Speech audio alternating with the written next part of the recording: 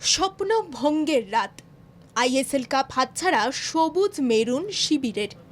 ফাইনালে মুম্বাই এফসির কাছে মোহনবাগান সুপার জায়ান্ট মাথা নোয়ালো 1-3 গোলে। ট্রফি জয়ের স্বপ্নভঙ্গ হলেও কোটি কোটি সবুজ মেরুন সমর্থক গাইতে পারেন সাফল্যের জয়গান। গত এক দশকে মোহনবাগানের ইতিহাস সাফল্যে মোড়া।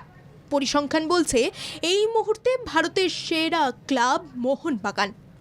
গত 10 বছরে মোহনবাগান তাঁবুতে ঢুকেছে 2টি আই লিগ, একটা আইএসএল লিগ শিল্ড ও একটি আইএসএল কাপ। একই সঙ্গে জয়ের শিরোপা উঠেছে ফেড কাপ থেকে ডুরান্ট কাপে। সাফল্যের শুরুটা হয়েছিল 2015 31শে মে আই লিগ জয় থেকে। বেঙ্গালুরুতে সেদিন সাফল্যের মুখ দেখেছিল সবুজ মেরুন শিবির। কোচ সঞ্জয় সেনের নেতৃত্বে জয়ের সাফল্য অব্যাহত ছিল পরের মরশুমেও। সেবার আই লিগ জয় না হলেও সবুজ মেরুন সাফল্য পেয়েছিল ফেড কাপে।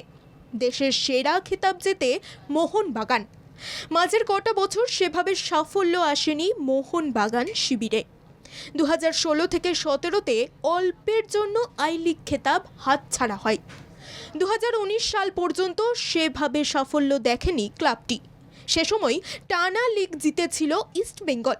শঙ্করলাল চক্রবর্তীর মোহনবাগান ঘরোয়া লিগে অবসান ঘটায় লাল হলুদের দাপট। পরের বছর মোহনবাগানের দ্বিতীয় লিগ জয়। এরপর কর্পোরেটের হাত ধরে আইএসএল এর নামে সবুজ মেরুন। প্রথম মরশুমে চ্যাম্পিয়নের খেতাব জয় না হলেও 2023-এ আইএসএল এর শিরোপা নিয়ে আসে সবুজ মেরুন। আইএসএল লিগ শিল্ড জয়ের আফসোস মোহনবাগান মিটিয়েছে চলতি মরশুমে।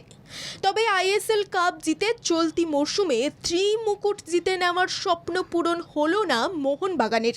তবে গত এক দশকে মোহনবাগান যে ধারাবাহিকতা বজায় রেখেছে তা নিঃসন্দেহে সবুজ মেরুন সমর্থকদের কাছে গর্বের।